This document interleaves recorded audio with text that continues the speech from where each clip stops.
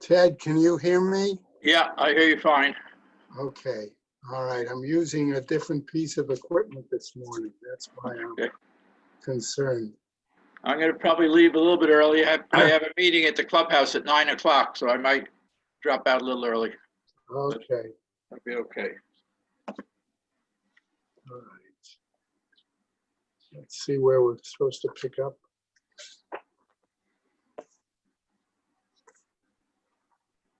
I think we're on 98 today. Yeah.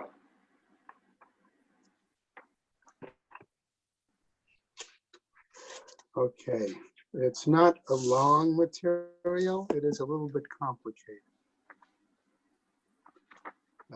But you're an engineer, right? Oh, boy. I I used to be one. Yeah, but you're used to, you know things about buildings. That's what we're going to talk about today is building. Okay, that's good.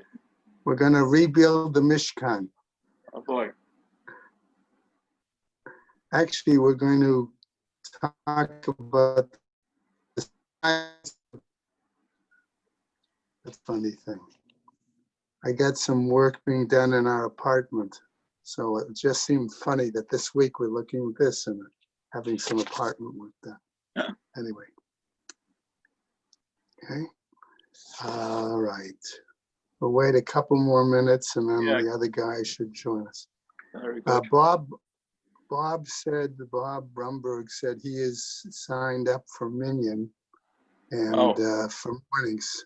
So we'll have to see how we can work it out. Either he's going to have to try to go to an earlier Minion, or he's going to have to listen to the shiur by recording, depending on what other people's schedule is as well. Okay. Get back into the mode gradually. Well, ideally, yeah. I mean, I think the question is still starting with evening, and we'll see how quick the morning is going to be. Evening for guys, I think, is easier because you just have to bring a sitter or a sitter in a chair, and outside, that's it. But in the morning, if you've got to put your tefillin on at home, daven part of the way, then drive to shul, drive home in your tefillin and everything. I'm not sure how. When is there a date when they tend to go back inside the shul? Not that I'm aware of. At BRS, apparently they're starting to go back inside. Yeah, But they have multiple spaces, and they're still only running a certain number of minions. Yeah. So, and apparently Rabbi spoke with Dr. Shabtai there, who really did tell him to hold off and going inside for another little bit. Rabbi Dr. Shabtai. Yeah. So, I think that's interesting and they've been telling people 65 and over, and unless you have to say Kaddish, they've been telling them not to come at BRS. So they're doing but their situation is different. Okay, let's see who we got. Good morning. Good morning, Erwin. Doing all right? Yes, Baruch Hashem. Wife, good. Wife, good? Yep. Very good. Oh, here's Bob. Very good. Bob Bromberg is here. Okay, good. Good, right. Well, I think that's for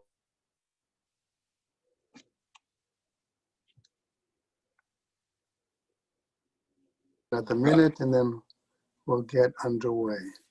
Morning, everyone. Good morning, Rabbi Green. Good morning. Good morning.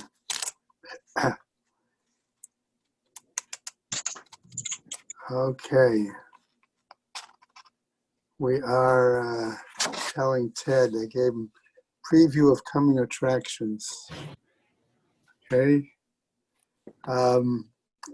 Okay. Let's, as I said, we'll wait a moment or two see if Harvey joins in. Otherwise, we'll get underway. It's not a long material, a little bit. Harvey's here. Harvey's here. I'm here. Harvey's here? Okay, good. All right, we'll get underway. Okay, I want to introduce it by something we talked about a little bit. This will help Ted get caught up as well. Remember, we were saying that the question exists whether zorek, whether throwing something, was derived from ma'avir, from passing something, okay?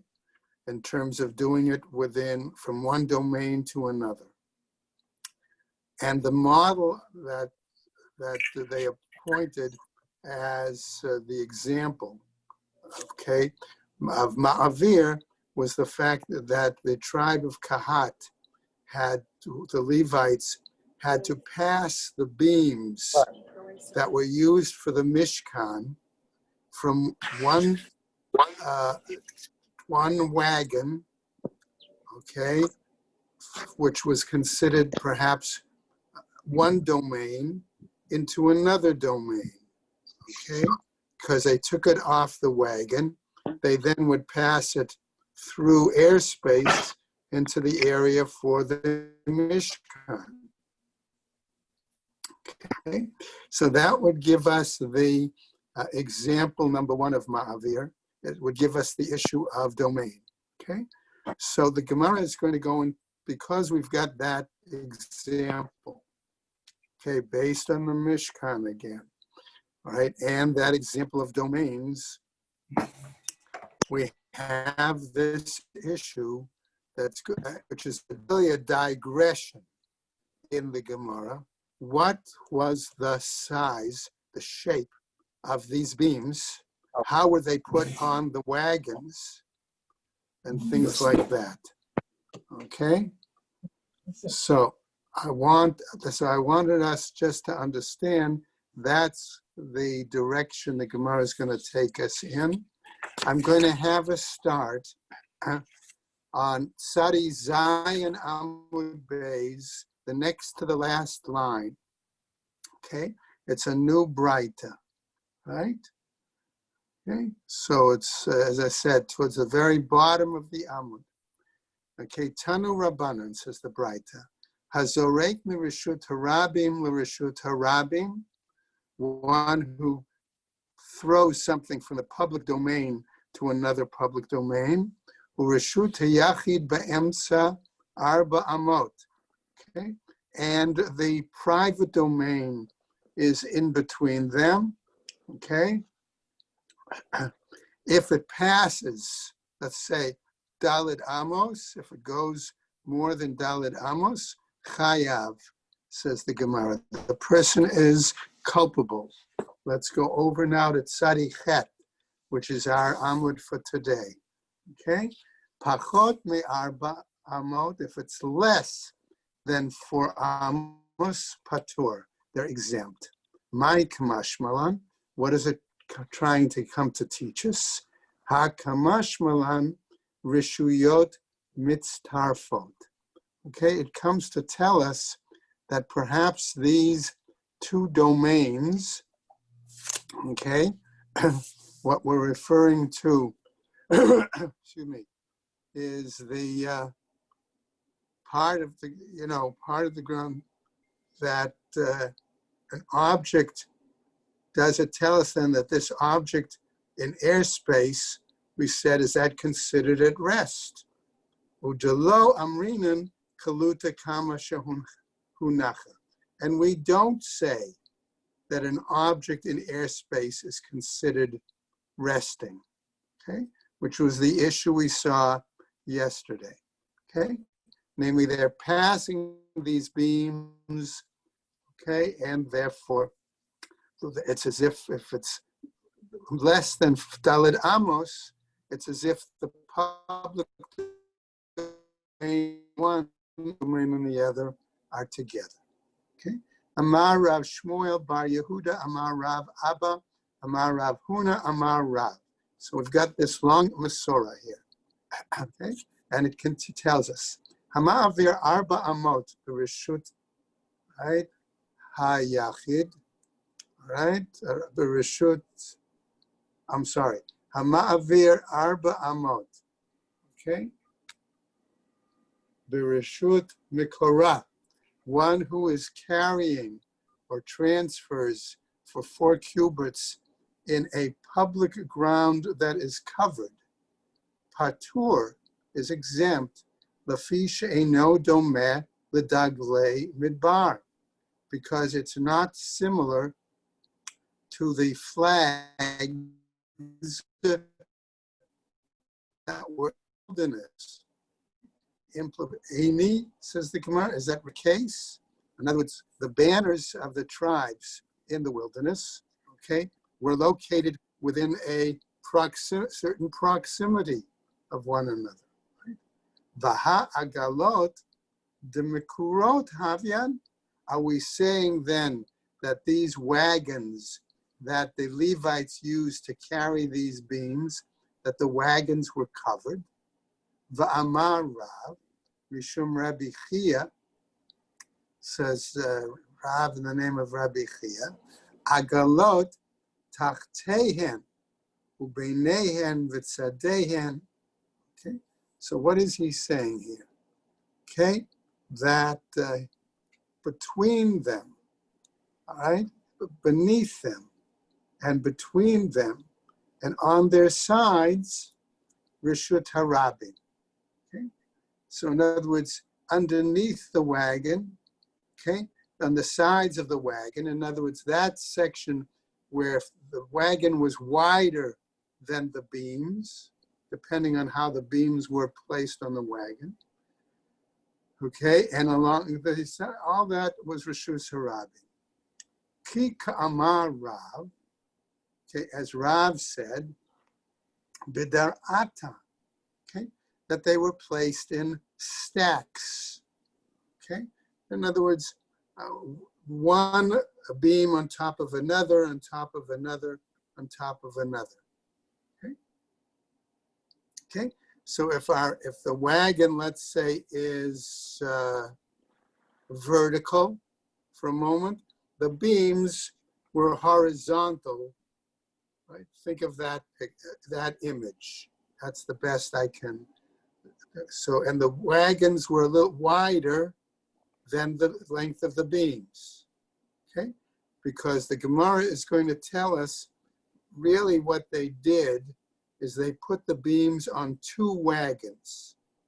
So as 2 wagons would go down the roadway, okay, you had the space between the 2 wagons would be Rishut Harabim, okay? The wagons themselves, Rishus Yachid, and then the underside of the wagons and the outer part would also be Rishus Harabim. Okay? Everybody get the image. Okay? Michdei, says the Gemara. Okay? Since we say this, Orka da Agala Kama Have. What was the length of the wagons? Asks the Gemara. Okay? Chamesh Amin.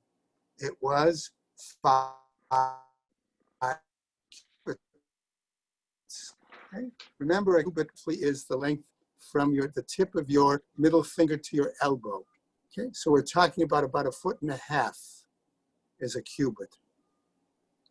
Okay, all right. So the Gemara then says, Patya, the Keresh Kamahava, and the width of these beams, what was it? Amta upalga. It was an amma and a half, a cubit and a half. Okay. So the Gemara asks, kama motiv. Okay. How many could be placed, right, on the wagons then? Tzlata. Okay. So he says there could be 3. Pasha le palga da amta. Okay, and therefore you have less on either side of 1.5. Kishade le mar beni uveni kilavud dami. Okay, and so therefore the Gemara is therefore telling us, okay, when you divide it, okay, other spaces, the spaces would seem to be joined. Okay, now the Gemara has a question. Misvarat karashim aputaihu hava manach laho. Okay, is it your view that these beams, okay, were put on their width? Is that what we think? Achudim manach laho. They were put on their thickness, right? Sof, says the Gemara, ultimately, sumcha de karesh. So what was the date of each individual beam? Amta. It was 1 cubit. Kama hava motive. So if that's the case, how were they put? Okay, on the wagons. Arba. You could have 4 then. Pasha la amta. Okay, so therefore remove, okay, would leave then 1 amma on either side. Okay, kishade la mar bene ubene kilavud dami. Okay, so if that's the case, he says, if the boards were basically 1 cubit thick at the bottom, okay, so what happens then? Okay, at the top, okay, it would be like they were almost joined. Ha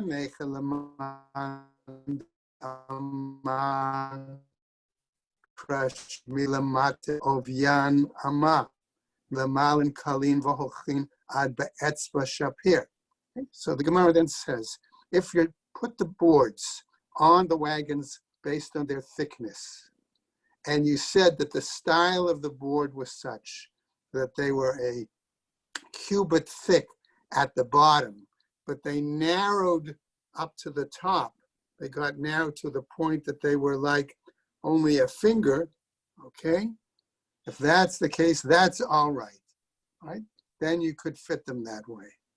Ela laman de amar kashem she milamatan ovyan amar kach milama'alan ovyan amar. But according to the view where one said that on the bottom of the beams, their thickness was 1 cubit, and likewise moved to the top of the beam, their thickness was also still 1 cubit. My ikalamemar. What are you going to say then? In other words, how is that going to adjust in terms of how wide the beams were, how they could fit on the wagons? Okay. Now, what happens? Amar Rav Kahana. So Rav Kahana says as follows: Ba'at ba'e. Okay. There were frames. Okay. In other words, that they had the wagons were not flat wagons, and the boards were just, as I said, either lying horizontal or standing up. But the wagons had, let's say, a base, and then I'll describe it this way. From each of the corner of the wagon would be a post, okay? And then those 4 posts were connected with like wood connecting each of the posts, okay? So I can't draw you a picture, but I can give you that mental picture of it's a kind of large cart, okay, that had, okay, as I said, a frame on the top, okay? Atbai hecha minach laho, asks the Gemara. Okay, the frame, as far as the frame goes, it was placed, where was it? agba da'agla. Okay, agaba da'agla. It was placed on the top of the wagon. But mikora have it. But the Gemara says, but the wagon itself, okay, wasn't that covered? Okay. Amar Shmuel, as we go to the next page, b'yitedot. So Shmuel, that was covered, okay, with kind of stakes, right? With some poles, okay? So that's how it was able to be carried. Okay, let's go on now to a new Braita, right? Again, with this digression a bit. Tanu Rabbanan, says the Braita. Krashim milamatan ovyan ama ulama'alan kalin v'holchim ad ke'etzba. Okay, so this Braita is telling us that the shape of the beams for the Mishkan was at their base, they were 1 cubit thick, okay, and gradually narrowed up to the top where it was about the thickness of a finger. Okay? This is different than what we read in the Chumash when we see the. Exactly, right, Okay. right. Chumash doesn't tell us this, by the way, whatsoever. Chumash doesn't describe the beams, okay?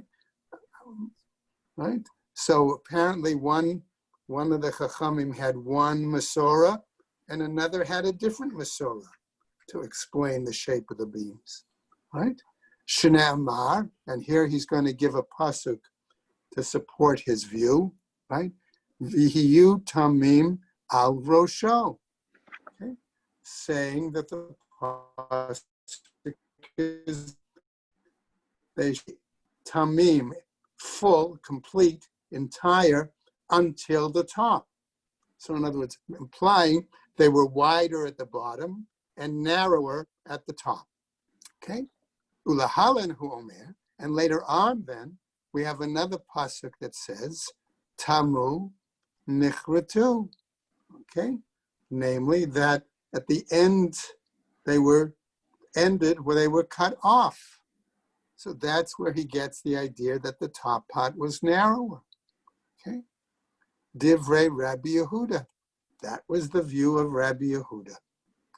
Rabbi Nechemia Omer, says Rabbi Nechemia, right? Kashem shem milamatan ovyan ama, kach milamalan ovyan ama.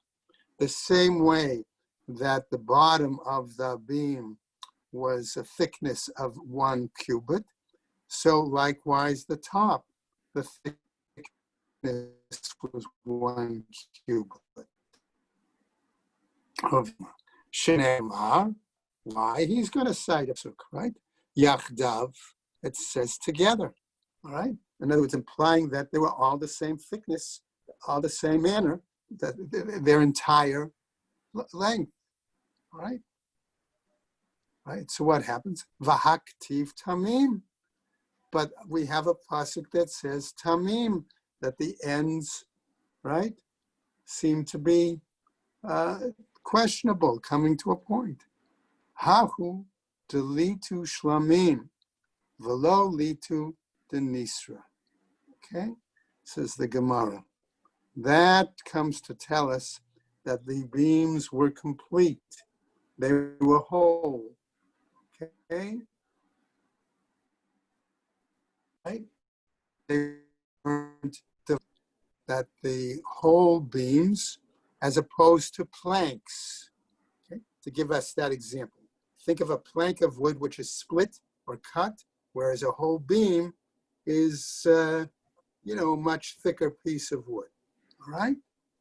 Ve'idach, and the other, in other words, the other sage, nami hakti, but also for him, it's written yachdav, okay, that they were together. Hahu delo lemish lechufinhu mehadade. He said that comes, however, to tell us a different message, that the beams were not going in, they weren't eschewed from one another. They weren't put on the wagon or anything in different directions. Now, says the Gemara, Bishlei melamand amar keshem shem melamatan ovyan amar kach melama'alan ovyan amar. That's acceptable to the view of Rabbi Nehemiah, who he said the beams were 1 cubit thick all along. Hainu dichtiv. That's why we have a pasuk that then tells us, Uliyarketei hamishkan yama ta'aseh shisha krashim u'shnei krashim ta'aseh lemiktaot.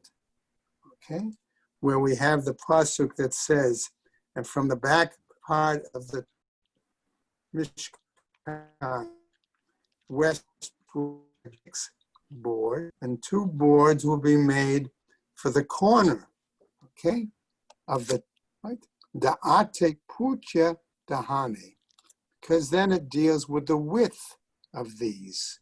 Memalele listum,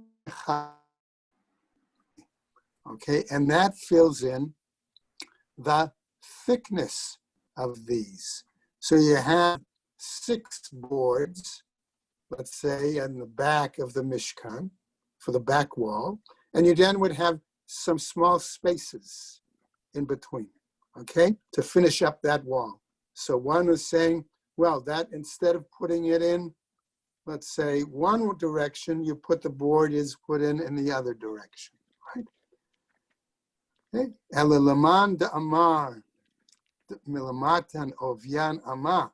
But according to Rabbi Yehuda, who we said that the base of these beams was 1 cubit.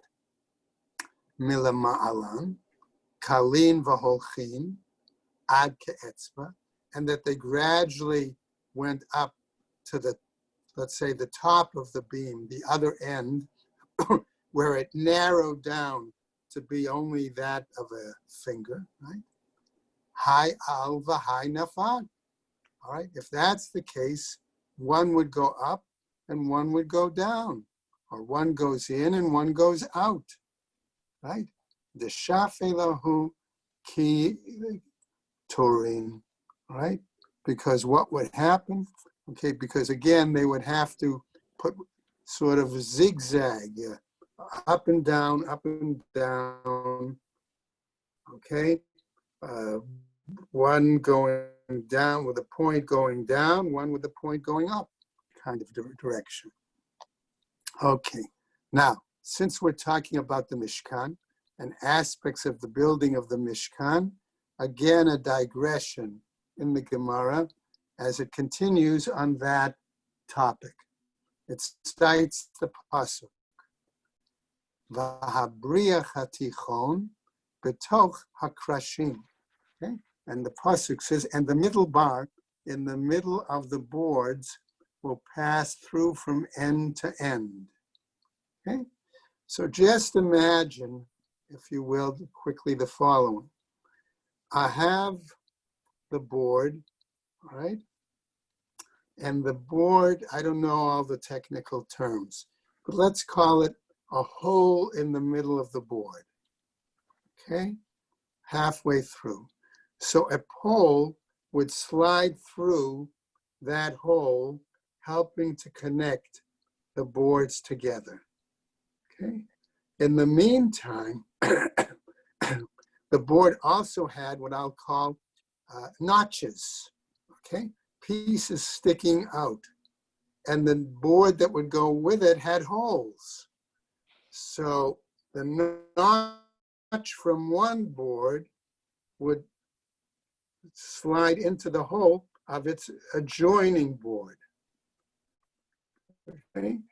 So you had, each board had 2 notches, one towards the top, one towards the bottom, that would slide into holes in its adjoining board.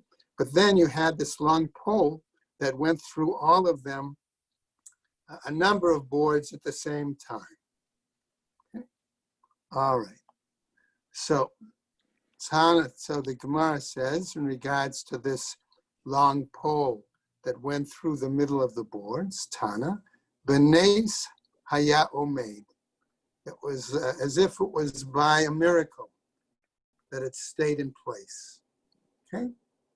So the implication was that we're talking about something that was this long, straight pole, a bar, which could pass through a number of the boards at the same time, okay, in that case, right? And it stayed in place as well, right? Ve'et Mishkan, okay, and now another pasuk, which we say, right? Ta'aseh ese yiriot orech, right? Hayiriyah ha'achat, shmona ve'esrim ba'ama. Okay, so the next pasuk tells us that when they were making the Mishkan, they had 10 curtains, right? Ese yiriot, orech hayiriyah ha'achat, and the measurement, the length of one of these 10 curtains, shmona ve'esrim ba'ama, was 28, okay, cubits, right? So the Gemara then tells us the following: Shadai archaihu lefucha the Mishkan. Okay, in other words, that this what they would do is throw their length over the width of the Mishkan. Kama havya, what was it? Esrin v'tamne. It was 28. Okay. Dal esa le'igra. Subtract 10 for the roof. Pasha laho asara lahai gisa. Tesha, I'm sorry, lahai gisa. V'tesha lahai gisa.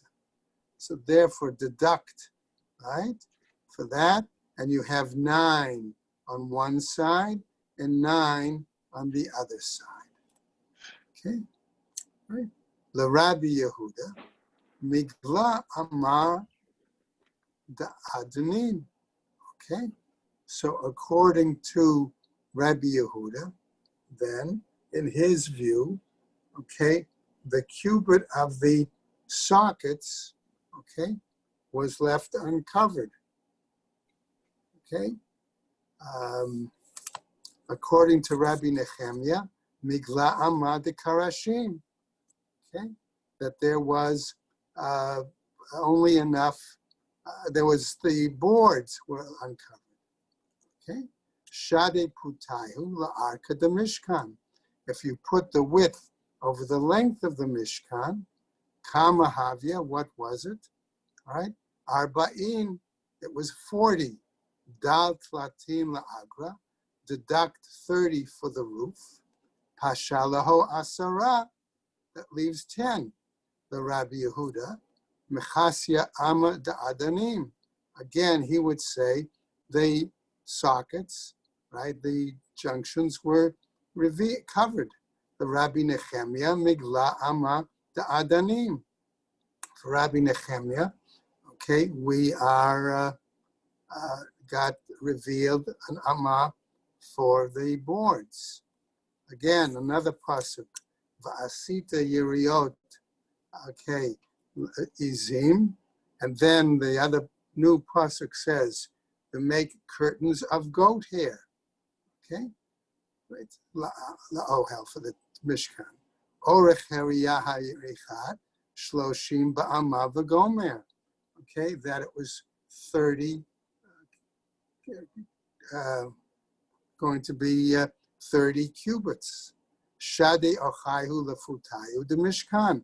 Throw the length over the width of the Mishkan. Kamahava, what was it?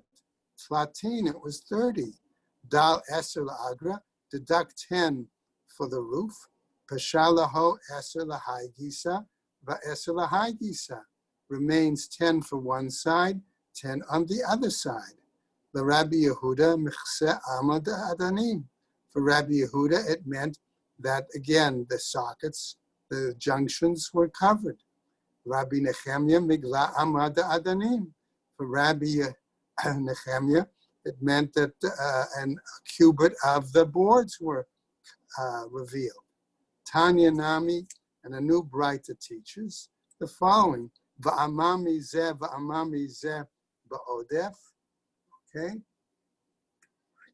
Again, an amma on each side, okay, was left over.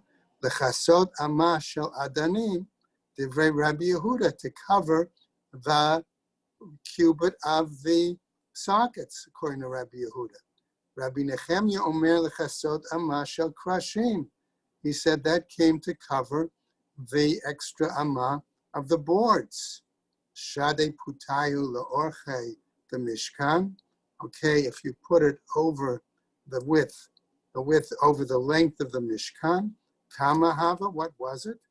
Okay, ma va'arba, right? It was 44. Dal tlatin la'agra, deduct for the roof. Okay, right? Pashalaho arba sare. All right, if you do that, okay, right? Since those were doubled over, that leaves arba sare. It leaves 12. Dal tarte lechafla. Remove that, deduct again because you folded them over, you doubled them over. Okay. Dichtiv, as it says, v'chafalta et yiriyah hashishit elmu pnei ha'ohel. Okay, opposite the double over the sixth curtain in the front of the temple, all right, in front of the Mishkan, Pashalaho Tarte Sare, that leaves 12. Bishlem la Rabbi Yehuda, that's all right for Rabbi Yehuda. Hainu dichativ, because it's written, Chatzi hayiriyah ha'odefet tisrach, that for him it was written, the half curtain that remains will hang, right? Ela Rabbi Nehemiah, my tisrach. What does it mean, hang? Tisrach michaver tay. It means it hung over the other curtains. Right? Tana debe Rabbi Yishmael. And now we get another Braita, according to the Academy of Rabbi Yishmael. Lemah Mishkan Domer. What does the Mishkan look like then? What can we compare it to? Isha shemahalechet b'shuk, a woman going into the marketplace, v'shifuleha, and her skirts, mahalchin achareha, are flowing, are trailing behind her. Okay. Tanu Rabbanan, okay, a new Braita, we'll just go over a little bit. Okay, harutzim hayu krashim, that the boards were cut out, okay, v'chalulin hayu ha'adanim, and there were these sockets inside. There were grooves inside these sockets, right?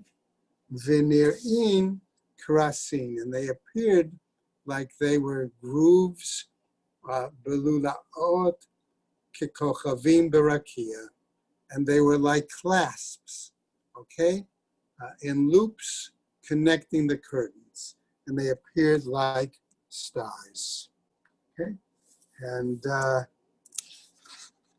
okay, I'm going to see if I need to switch items. Okay, for a second.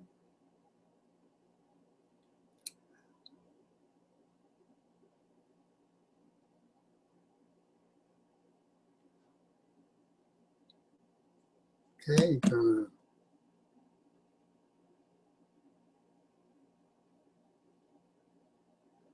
right, so just to finish up a little bit, Tanu Rabbanan on Tzadi Tet, the rabbis then taught Yuriot HaTachtoniot Shel Tchelet, that the lower curtains were made of blue wool, V'shel Argaman, and of purple wool, V'shel Tolaat Shani, and of scarlet, okay, V'shel Sheish, and of fine linen, Elionot, the upper curtains, Shel Ma'aseh Izim, was made from goat's hair, right? Ugdola Chachma Shene'amra Ba'elionot, and there was great wisdom associated with those who made the upper, let's say, curtains. Why? Yoter mima shene'amra b'tachtonoyot, more than that was said in regards to the lower curtains. The ilu b'tachtoniot kativ. Why? Because with the lower curtains it was written, the kol isha chachmat lev biyadeha tavu. And with all the women that were smart, wise-hearted, they could do the sewing, so to speak, the embroidery, the handwork. Ve'ilu ba'al yonot, but with the upper curtains, the goat hair curtains, it was written, B'chol hanashim asher nasali ban. Okay, that women stirred with their wisdom. Okay, they were the ones who did that. Why? Okay, tavu eta'izim, because they spun the wool right off the backs of the goats. For Tanya mishum Rabbi Nehemiah, and it was taught in the name of Rabbi Nehemiah, specifically that shatuf be'izim, they washed the wool as it came off the animals, v'tavu min ha'izim, and they spun it right off the goats. And we're going to stop right there for today. Okay, guys? So everybody have a good Shabbos and stay well. Thank you very much. You too. Be well. Have a great Shabbos. Take care.